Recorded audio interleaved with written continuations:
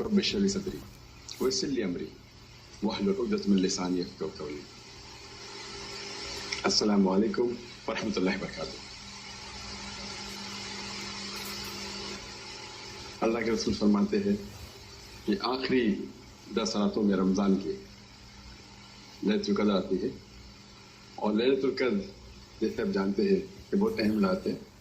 اللہ کے رسول فرماتے ہیں کہ آخری 10 شب میں amongst the odd nights، چاہے 21ویں ہو، 23ویں، 25ویں، 27ویں یا 29ویں رات کے اندر یہ لیلۃ القدر آتی ہے.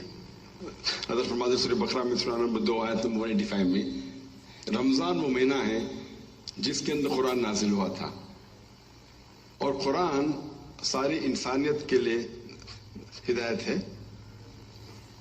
اور یہ فرقان ہے حق اور باطل میں فرق کرنے کے لیے.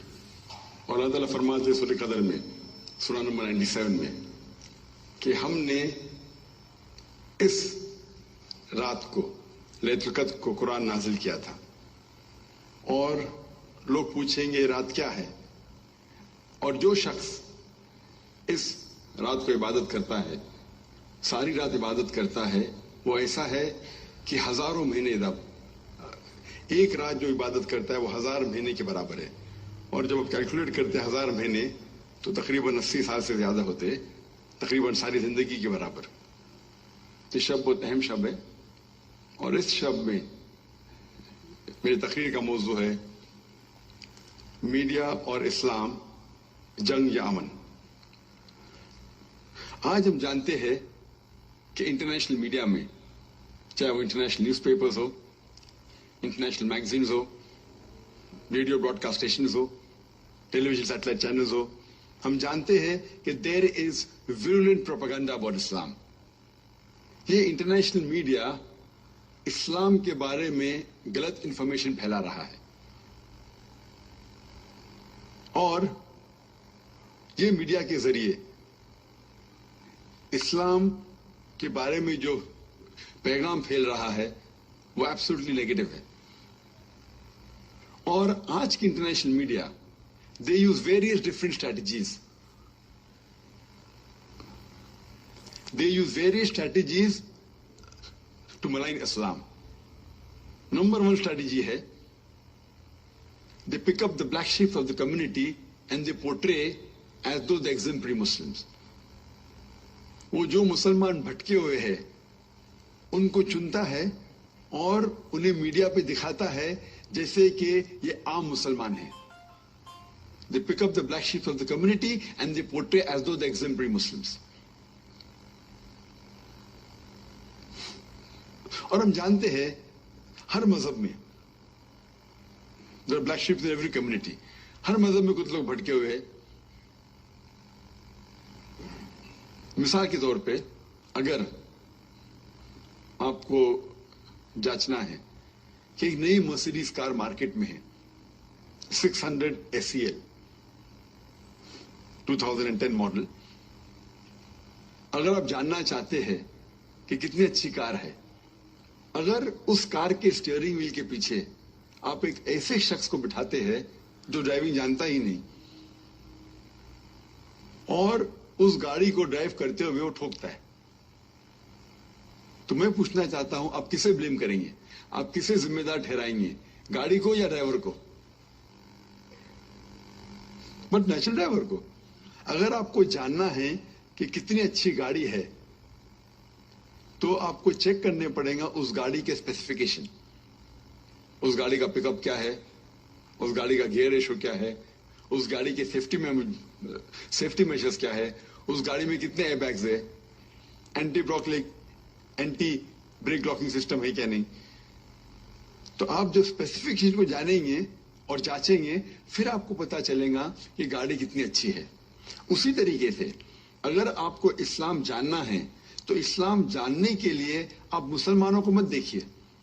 اسلام کو جاننے کے لیے آپ اسلام کے اوتھینٹک سورسز قرآن اور صحیح حدیث کی تحقیق کیجیے. اور اگر آپ کو گاڑی کا ٹیسٹ ڈرائیو کرنا ہے تو ایسے اچھے ایکسپرٹ ڈرائیور کو اسٹیئرنگ ویل کے پیچھے بٹھائیے جو ڈرائیونگ میں ایکسپرٹ ہو. اور اگر آپ جاننا چاہتے ہیں کہ بیسٹ ایگزمپلری مسلم کون ہے، وہ ہے محمد صلی اللہ علیہ وسلم. تو آپ اگر محمد صلی اللہ علیہ وسلم کی سیرہ پڑھیں گے اور اس کی تحقیق کریں گے، پھر آپ کو پتا چلے گا اسلام کتنا اچھا مذہب ہے. تو یہ پہلی اسٹریٹجی ہے میڈیا کی اسلام کو ملائن کرنے کے لیے. They pick up the black sheep of the community and they portray as the exemplary Muslims. Second strategy ہے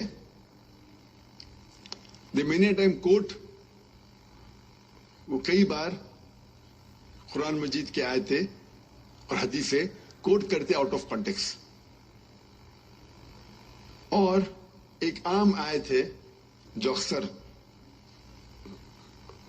کرٹکس آف اسلام دہراتے لیتے ہیں، وہ ہے قرآن کی آیت، اور کہتے ہیں کہ قرآن میں لکھا ہے کہ جہاں بھی آپ کافر کو پاؤں گے ان کا قتل کیجیے.